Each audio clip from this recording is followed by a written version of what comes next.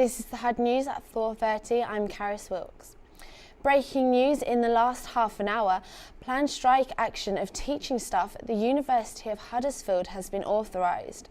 The protest over the 1.1% pay offer is by members of the University and College Union. It is expected to go ahead on the 25th and 26th of May. This comes at a time where the pay of Vice-Chancellor Professor Bob Cryan's salary has risen by 5.1%. After years of discussion, the new law for plain cigarette packaging has come into force today. This means it will be the end of cigarette logos appearing on packs. The dark green packs are thought to imply more harm to smokers.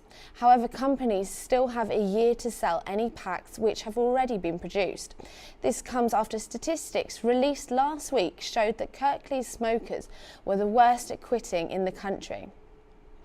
NHS England have announced this afternoon that they have run up a record deficit of £2.45 billion.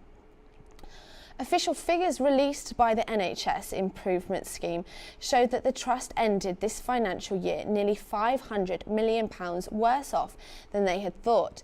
The government has been criticised in the past for squeezing the budget too tight against an ageing population and the rising number of people with life-threatening conditions. This week has seen a number of events happening across Huddersfield in support of Dementia Awareness Week. Jordan Gardner has this report. Dementia Awareness Week is drawing to a close, where events have been taking place all throughout the week in Huddersfield. I was lucky enough to be invited along to the Support to Recovery charity events in the Packle Shopping Centre, where Jill Mitchell told me about the lives of dementia sufferers and their day-to-day struggle. Dementia is a really tough condition to live with. Obviously people are fine one minute and then they just don't know who the relatives and friends are the next minute. So it is really, really difficult to live with. We don't deal with a lot of people suffering from dementia here because our position, if you like, has altered due to the amount of funding that we get. So we're more easily able to offer the courses rather than concentrated care for people with dementia. And on Wednesday, I caught up with staff and volunteers of the Alzheimer's Society who lead the way in standing up to the illness by having a sing-song or two. Later that day, campaigner Alison Bradbury said that they encourage people from all walks of life to get involved with the charity, which provided a real sense of community spirit.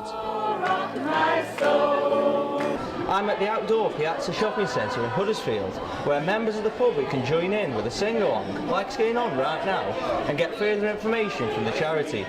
They're also encouraging us to share memories, experiences and concerns by writing a message on the dementia tree.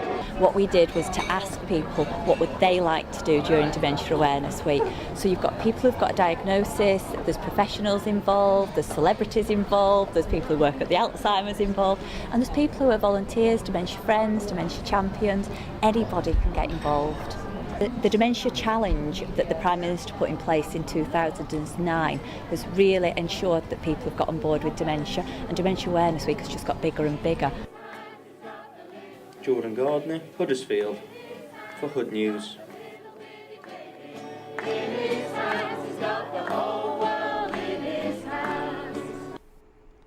A 14-year-old has been robbed at Greenhead Park.